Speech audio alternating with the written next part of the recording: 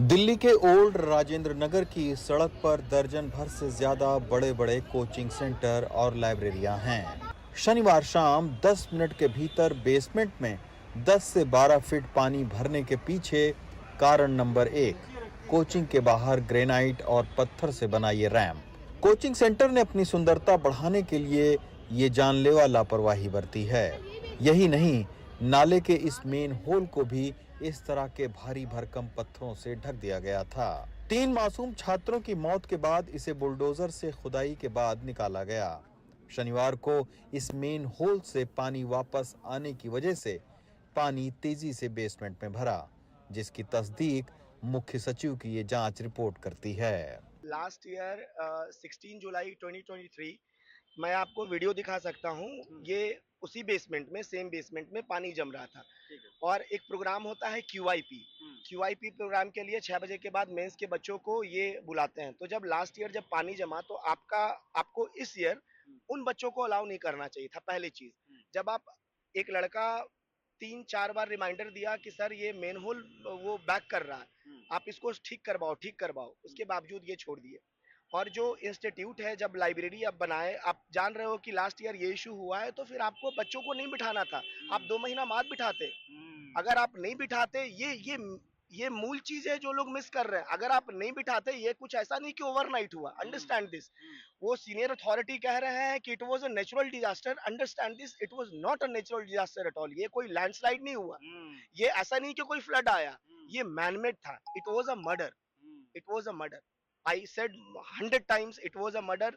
And आप छोड़ दे रहे हो कि नहीं ये हमारी रिस्पॉन्सिबिलिटी नहीं है। Then who is responsible actually? आप ऐसे करके आप बैकआउट नहीं कर सकते कि हमारी जिम्मेवारी भी नहीं है, ये वो देखेंगे, बीजेपी देखेंगे, आप देखेगी। एट द एंड लॉस तो हमारा हुआ ना। एनडीटीवी को मिली मुख्य सचिव की जांच रिपोर्ट में इस हादसे का पहला दोषी कोचिंग संस्थान को माना गया है। फिर सवाल दिल्ली सरकार के मंत्री सौरभ भारद्वाज की कार्यप्रणाली पर भी उठाए गए हैं। मसलन पिछले साल जब दिल्ली में पानी भरा, तब पाया गया कि यहां के 18 बड़े नालों और 22 खुले नालों पर अतिक्रमण है। सहमति बनी कि the storm water act for Delhi नाम का कानून बनाया जाएगा।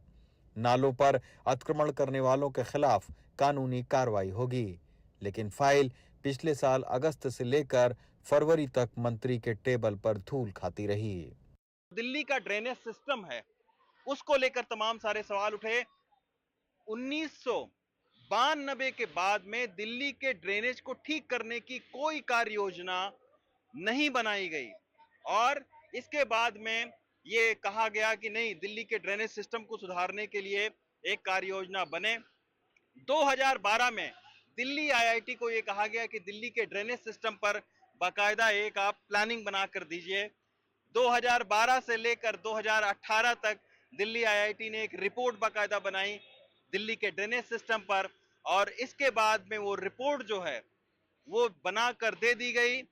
2021 में इस रिपोर्ट को मंजूरी भी मिल गई, लेकिन उसके बावजूद दिल्ली के ड्रेनेज सिस्टम को सुधारने के लिए कोई काम नहीं हुआ। जांच रिपोर्ट में ये सारे तथ्य सामने आए हैं। इस बड़े हादसे के बाद बड़ी कार्रवाई करते हुए जेई को बर्खास्त और एई को सस्पेंड करने का महान काम कर दिया गया।